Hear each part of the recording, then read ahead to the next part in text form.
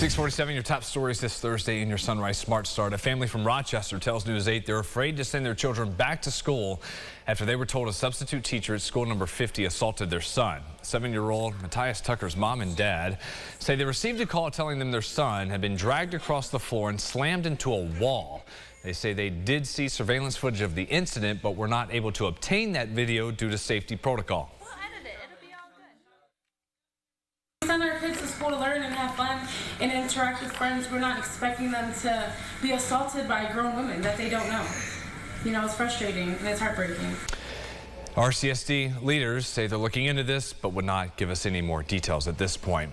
Kelvin Vickers, the man accused of killing Rochester police officer Anthony Mazurkowitz and wounding his partner, was in court again yesterday. His defense attorney claims the officers did not read Vickers his Miranda rights before asking him certain questions. His attorney says any of that information should not be used against him at trial. Meantime, the district attorney, Sandra Dorley, is asking to combine 2 separate indictments against Vickers. At court, Dorley explained what she calls the mounting evidence they have to bolster their case. Really, the best evidence is the DVD, which contains all of the conversations to Investigator Dondorfer, the conversations to Investigator Benjamin and Correa. The court's going to be in a position to see exactly what was said in that room. The judge will make a decision on whether to consolidate the indictments July 28th. The trial for Vickers at this point is scheduled for September. Top honors for fallen RPD officer Anthony Mazurkowitz and his partner the night they were ambushed. See no saying. I had the great honor and privilege of emceeing last night's RPD annual award ceremony for last year, where Mazurkowitz was named Officer of the Year for 2022. Mazurkowitz and Singh were both recognized as officers for the month of last July. RPD also awarded them the department's Medal of Valor and Purple Heart. The night they were attacked, the officers were working a lead on a homicide case when they were shot in an unmarked vehicle. An innocent bystander, a girl, was also injured.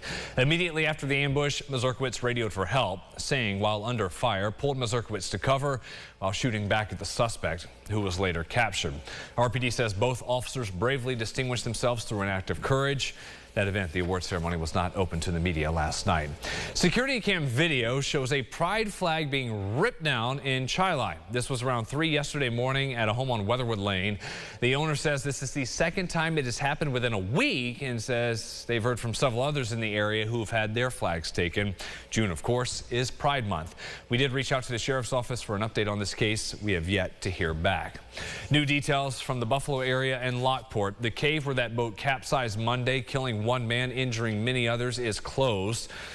Officials there say a city inspection found the cave unsafe. A secondary investigation has been launched into that. They say there is a request to have an electric meter removed from the premises. The reason the boat flipped and the exact cause of the victim's death remained under investigation.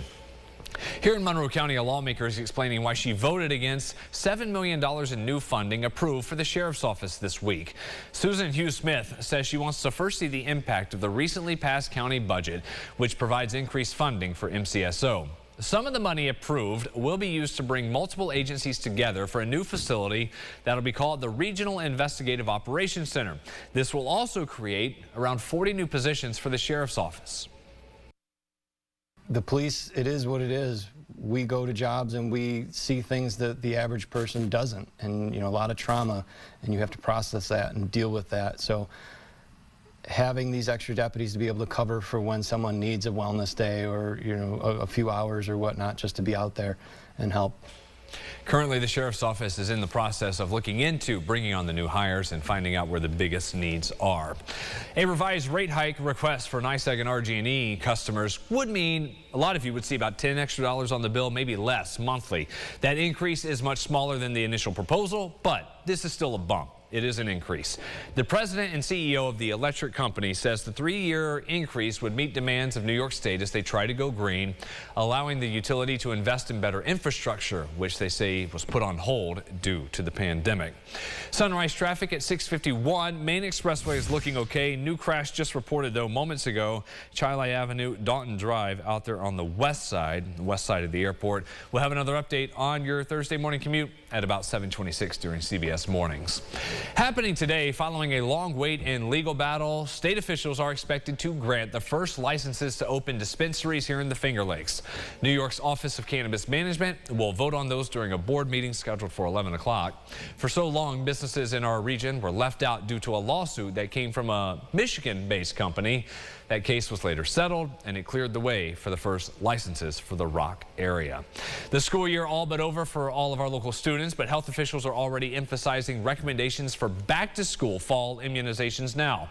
The County Public Health Commissioner, Dr. Mike Mendoza, says this is the best time to be thinking ahead when it comes to having kids vaccinated. He talked about this with other local hospital leaders, pushing to make sure students have all their required shots well before summer ends.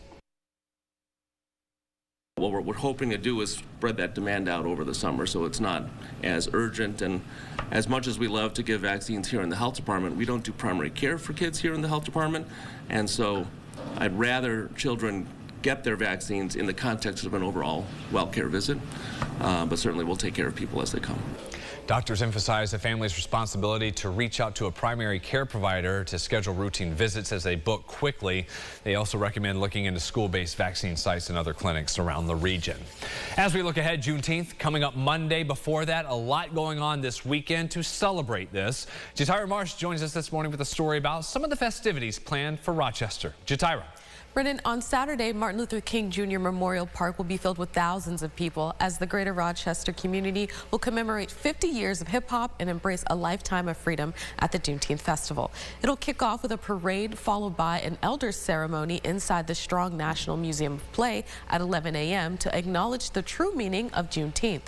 There will also be food vendors, activities, live music performances from local talent, and a special guest from rapper, songwriter, and radio personality Lil Mo. Organizers say the celebration is for everyone to attend. This is an opportunity for people who are not black, all people, to come to help us celebrate culture and to really understand what it is that they can do to continue to support our fight for equity and opportunity in America. Again, the all-day celebration begins Saturday, 10 a.m. and is free to the public. Brennan, back to you. Bus stop forecast. I got to keep using this graphic because I know it's gone soon. You're going to run out, what, middle of next week? Yeah, Wednesday, Thursday. I'm seeing a lot of endings of school, a lot of school districts around here. If you know, certainly, if you are a part of it. Some sun later, 60s. Do think we just touched 70 degrees this afternoon. We are dry for today, outside of a couple sprinkles right now. Showers return for you tomorrow, off and on rain, best chance in the Finger Lakes. And then the weekend looks good. Father's Day weekend, Saturday, just a random shower. Most, if not all of the day is dry. And then Sunday looks pretty good as well. All right, thank you, James. We'll see you back here in half an hour. Thank you for watching us. News 8 at Sunrise.